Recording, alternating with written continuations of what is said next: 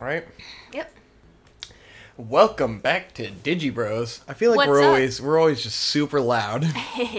Well, maybe we will tone it down a little bit this episode. Sometimes when we get in the middle, I'm like, I feel like we're just constantly yelling. It's just like our real life. Exactly. So we took a little break. We satisfied our physiologic level on the Maslow's hierarchy of needs. We got some food.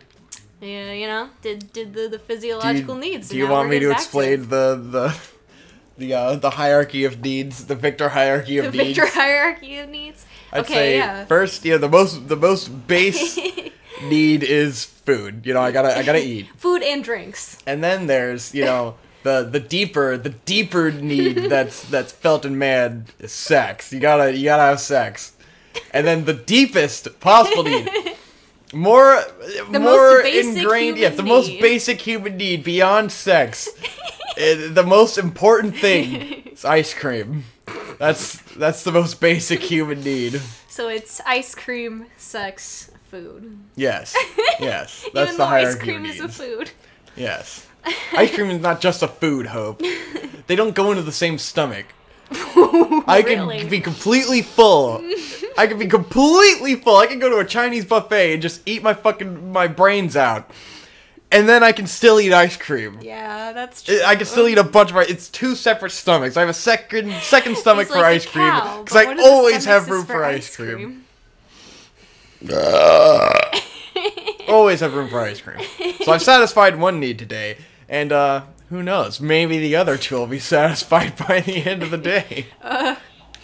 We'll leave that a mystery as to which one has been satisfied. Might have to satisfy one to avoid the other. All right. Anyway, I figured we'd continue with Q&A because we have a bunch of those fucking questions. Yeah, let's do it. Or at least fan topics.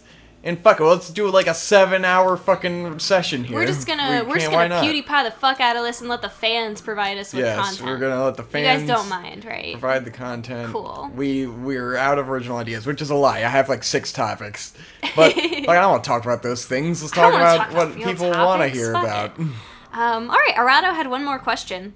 It's have you ever gotten into something that you felt was so nerdy that you felt embarrassed about it and had to stop? My Little Pony. That's fair. I don't think I can beat that.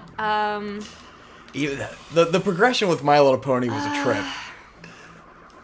Have I explained it on here? Like what I think the how you end up so deep into something like that? Because like for me, Connor and Shade started watching it, and they thought it was really good, and so I was like, all right, I guess I'll hop on this bandwagon. I'll check it out, and it was like, all right, this is cool. This is cute. You know, this is fun. I enjoy it a lot. I guess I'll watch it too. You know, pretty casually. Wasn't super ridiculously into it or anything, but you know, Conrad became part of this community and stuff, so it was fun, and I was just casually watching it.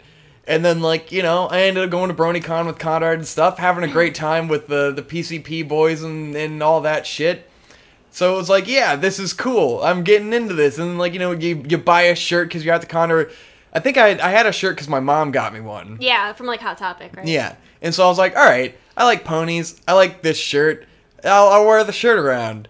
And then, like, something I liked really casually, like, very, very casually, ends up becoming something where fucking people are dogging you all the time. People are asking you about the shirt and stuff, and then you gotta fucking explain this to people. You gotta explain why you like it, even though it's not a big, like, it's just not a big deal. Like, it's not part of my fucking life. I wasn't identifying as a brony. Like, I just kind of casually liked the show, and like I had this shirt. It was like fun for you. With the pony on it that I liked. You know, it was like teal, and it had a teal pony, and I was like, cool.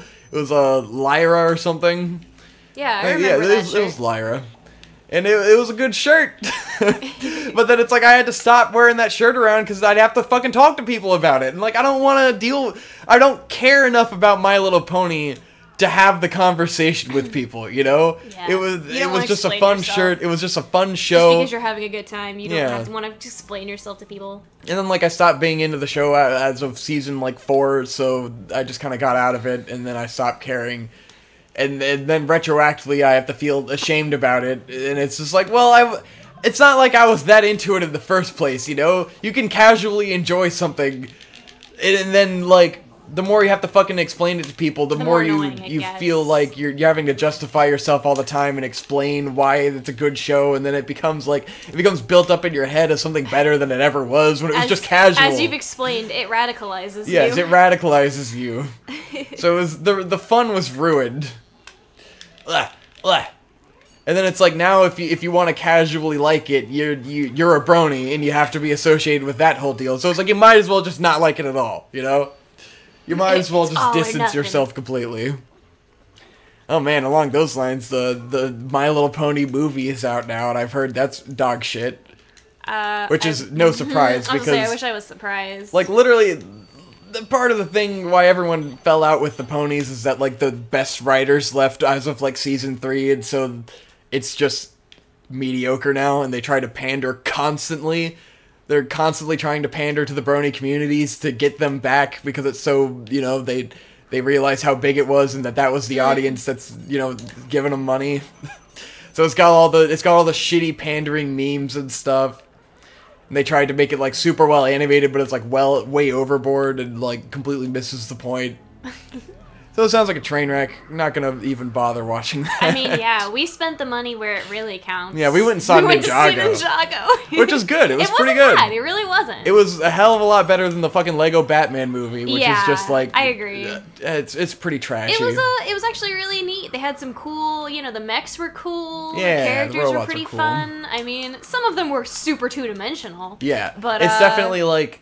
They had to have all of the ninjas in the show because that's what's in the Cartoon Network show. But then like they don't develop most of the characters at all beyond the main guy, and so it kind of feels like they copped out. But I mean, it's okay because Lloyd and what's the bad guy's name? Garmadon. Garmadon are fun characters. Yeah. So, like, it's fine. There's some good little twists in there to make you go, like, okay, these are endearing characters. And they did...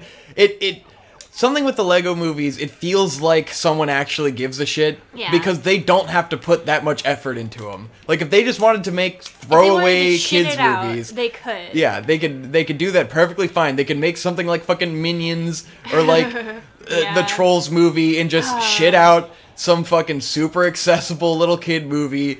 But this one, like, they could have made a more schlocky Ninjago. Like, I almost... My one criticism of it is that it almost fails as a Ninjago movie, because, like, kids are going to it expecting, like, just schlocky ninja action, and they end up getting, like, an endearing plot about daddy issues and stuff, like all the Lego movies tend to be. Basically realizing your parents are human, and they, you know, they're gonna fuck up, and you need to just cut them some fucking slack. And it's almost a message that should appeal more to, like, teenagers. Yeah. But that shows me that they could have made a worse Ninjago movie. Yeah. They could have half-assed it and just put in a bunch of, like, even more pop songs than they did, and like, just phoned it in like Ninja Turtles movies or something. But they decided to try to have a message behind it.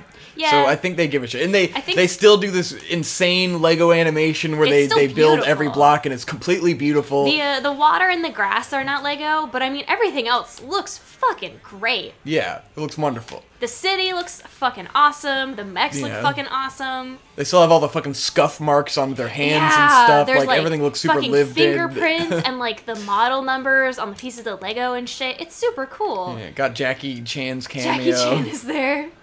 Jackie Chan is Master It's a good Wu. movie. And I People love Jackie Chan, shit on it for being a kids movie, but it's definitely not the low end of kids movies. The only real complaint is just all the fucking shitty tie-in pop songs. Yes, but those like are tons cringe. of movies did that, especially in the 90s and the 2000s, and like people love the Ninja Turtles song that fucking Vanilla Ice did. People still meme on that all the time. But that song so, is hilarious. Yeah, but that's what I mean, is like, it doesn't have to be a bad thing. It can just be fun. It can just, if you're willing to be like, that was dumb, but have fun with it, then like, who cares? It's like these songs are not nearly as memey as that, but... Yeah. But if that's the worst thing about your Ninjago movie, I think you did pretty good. Movies aren't for us as adults, but they tried, you know? They have enough jokes in there that are, you know, the for adult jokes or whatever for the parents watching the movie and stuff. Yeah. the theater was fucking empty, but it was also like mid-afternoon on a Thursday. It was a Thursday afternoon, yeah. All right, how do I get these guys? I think they have to like be kind of visible, so they can't be like a little powder. Yeah, you gotta hit them with the light when they're kind of visible, I think. Yeah. There's gotta be something I gotta do. They're dancing. Indeed. But yeah, the Ninjago movie was alright. Yeah, what got us on the Ninjago movie? We were talking about cringy stuff. Oh yeah, My Little Pony, cringe. Mm-hmm. What's a nerd thing you've been ashamed that you were into? When I was younger, I was a total fujo shit. Let me guess. You were into the Firefly song. Who does the Firefly song? That guy. Owl City. You're into Owl City. There you go. That's from being in middle school. You grow out of that. I just love shitting on Owl City. You know, that's just because you're a middle school girl. Yeah. And, you know, that's what you do when you're a middle school girl. I'm sorry. Continue your story. Anyway, my real answer was when I was in middle school also, because, you know, everything cringy evolves from you being in middle school. I was definitely a total fujo shit, and it was super cringe. Everything was, you know, gay, yaoi, fucking bullshit, garbage. True. Even though you weren't into it sexually. I wasn't. At all. You were just... And it's just, I don't know, it's just what I liked. Or something? It's hard to explain. I have wondered that. Is it just cute with the gay stuff? I mean... I was in a completely different mindset back then. I don't even think I could explain it if I tried. It's just one of those things that, like, middle school girls fucking gravitate to that shit. And then when you get older and you get out of it, you realize exactly how fucking stupid and cringy it was, and that fetishizing shit like that is dumb. Mm-hmm. You're fucking ruining characters, and it's stupid. You should just stop. But were you fetishizing it? In the sense that, like, everything was about being gay, you know? It wasn't like about the characters. It was obsessed with the shipping and the bullshit. It was just about shipping and being gay. It wasn't about like, oh, this character is cool because this. It's just like, oh, the kawaii gay characters. And then you grow up and you're like, yeah, that's right. I was a fucking I guess the idea of being gay was so novel and new. That's true, especially because, you know, when you're in a Christian school where being gay is not allowed. That definitely could have been part of it. I had no experience with, you know, real homosexuals, TM.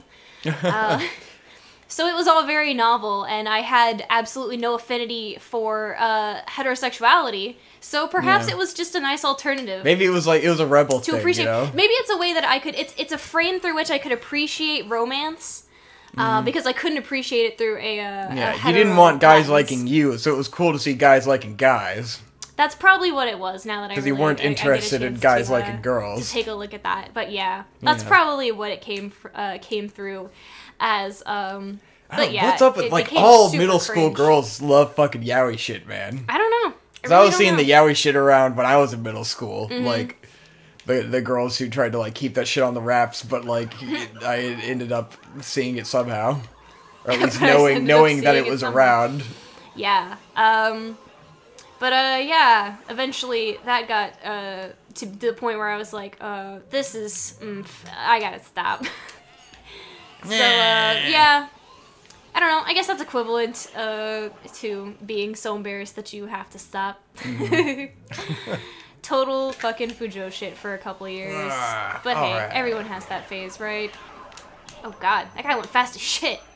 He was like, not fucking toying around. Fuck. So, thank you for the... Oh, wait, there's a read more. Fun quest. That was a good question, but there's a read more. These guys got like 9,000 questions, right? Dude, yes. Okay, let's see. Oh, this is an interesting one.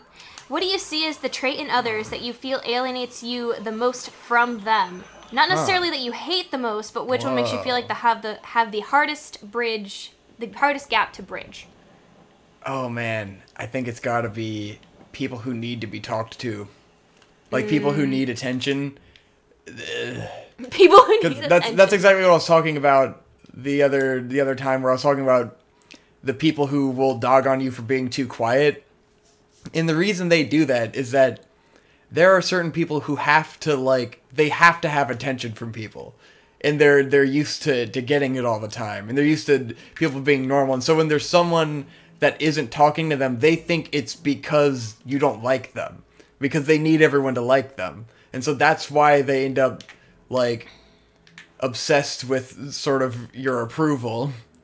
It can't handle the silence, because it's really them being self-conscious. And I've seen this in a few people. For instance, the wife of the dude who does the live streams, who was dogging on me or she wasn't dogging on me for being quiet, but I feel it in her that, like, she wonders it why bothers you're so her quiet. that I am so quiet, because she just, like, wants to feel like I'm happy. She wants to know that you like her. Yeah, or she that wants you're to know having, that a I'm having a positive good time. experience. Yeah, and it's like, I get that, but I can't communicate with you. But I can't. And then those people, it becomes the hardest to communicate with them, because it's like they're expecting something from you. Yeah. I didn't get a key from that, did I? No, I don't think so. Unless it's at a bottom floor. I think I've been through all the open doors. Looks like there's one down there. Maybe I unlocked a door by doing that or something. Ah! This hallway sucks! Yeah, these guys are a pain in the ass. Oh, fuck, I didn't want to do that. I was trying to run. Oops. Fuck.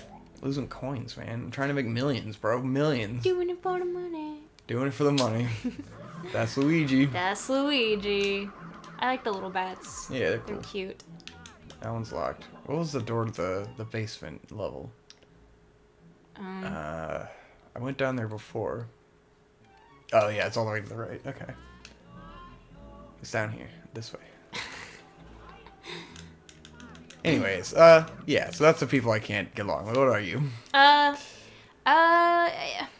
can normally make it work with the people who want attention, because I know what they want, and it's easy enough for me to, like, placate them. Just be like, here, all right, here's here's a little quip, whatever, and I'll go about on my way. I really can't make it work with people who have, like, a really boisterous personality. Like, there's a girl in my class who has a really boisterous personality, and she's not, like, mean or anything. It's just her personality. Yeah. But, like, I won't talk over people and things like that. So if someone is talking and asserting their opinions and being really dominant, I'm not gonna talk over that. And so I will normally just shut up and not say anything. And, I feel you on that one. I end up feeling real. super, like, just isolated in those kinds of situations, and so it's a really hard trait to get through. That's why all my friends are just a lot like me. Yeah, I know some people like that, because they're the people who they talk so much that they steamroll everything.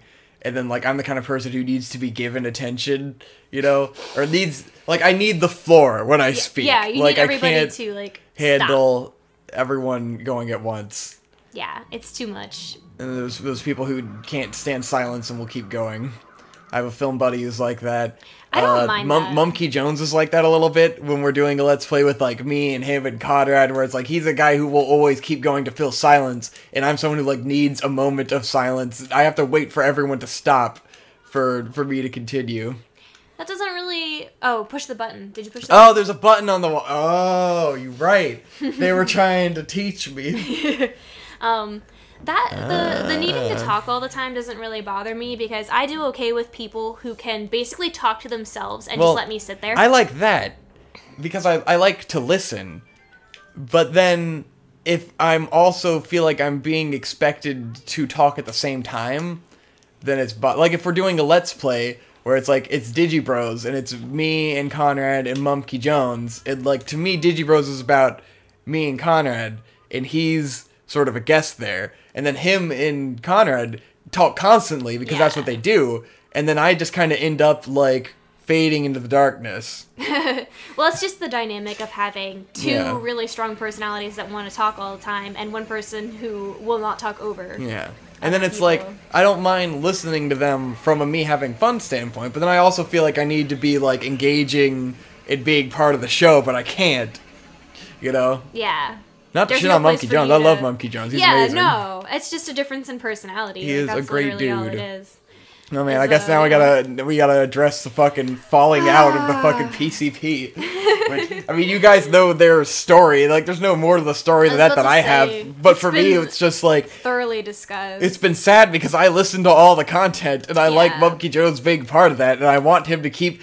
Like, him and Conrad doing insufferable social media argument is the best thing ever. And I want that to continue, even though they were going to end it. But even though they were going to end it anyways, like, I wanted them to keep doing stuff together because they're amazing. They have great chemistry. Right. And I'm like, why would Conrad put out this fucking video where he acts like he isn't burning the bridge? Like, oh, this is all on Mumkey. But it's like, you were being a huge dick. Conrad was a fucking dick in that video. He was super savage. He was way too savage. Mumkey later posted, like, that Conrad had talked to him in Discord before he released the video, and, like, he was definitely drunk when he recorded that, and it's like, Conrad, it's like he went way too fucking hard, and Conrad's probably gonna be listening to this, and so now we're gonna have to fucking have this conversation, and I told him he was too savage right after I listened to his video. I mean, you immediately texted him. But, like, dude, that was just too much. I mean, like, I can understand looking at Mumkey as a person who should be taking criticism well because he's, like, that kind of guy, but, like, he's also a fucking... He's just some dude. He's a normal person, and, like, you guys were his friends, I thought, you know? And it was just like, holy shit, man. I mean, like, he was just too savage. It felt like bridge burning. Like, why would you do that? There's a lot of different contributing factors. I think everyone contributed, you know, in a sense. It's a multifaceted kind of issue. The issue's fine, multifaceted, but Conrad went too hard on his reaction. And and now all of, like, Conrad's fans are giving Mumkey shit because Conrad made it sound so dramatic. And, like, I can see to Conrad, he's like, oh, Mumkey can handle it. He'll just think it's funny and whatever, and he'll get over it. But now he has to deal with all of the fans shitting on him for no reason, you know? Like, completely unwarranted when they aren't a part of this. Yeah. It's ridiculous. It was just pretty intense. Alright, where am I going now? What did I unlock there? We weren't paying enough attention to the cutscene. All the ghosts popped out. Yeah, the boos came out. Yeah. There was a big boo, ran away. There's a lot. Do I have any new keys? Maybe I gotta talk to Toad or something. I gotta talk to someone. Okay. Be extra careful. Sweet. Dope. Thanks, buddy. Good save. Anyways, I don't have anything to say on that. I don't want to talk about it because I'm not a part of that whole thing. Yeah, For me, it was just like this big blind side of like, but Mumkey's the best! You guys are friends! No! Victor just wants everybody to be pals. I'm pretty sad. I'm very sad about it because even though, like, I'm not a part of the PCP, they are my friends, you know, when we do RadCons and stuff. And I'm like, man, now Mumkey won't be a part of that. He won't be part of the next RadCon. And I was excited. You know, I like hanging out with Mumkey. And I'm only going to get to hang out with Mumkey if it's through other people. My camera's about to die. So we gotta end this episode of Tissue Bros. How long has it been? DramaCast. It's been 23 minutes. 23 minutes? Well, that was that whole episode, guys. Because the camera's literally gonna die. So we're gonna change batteries and we'll be next time on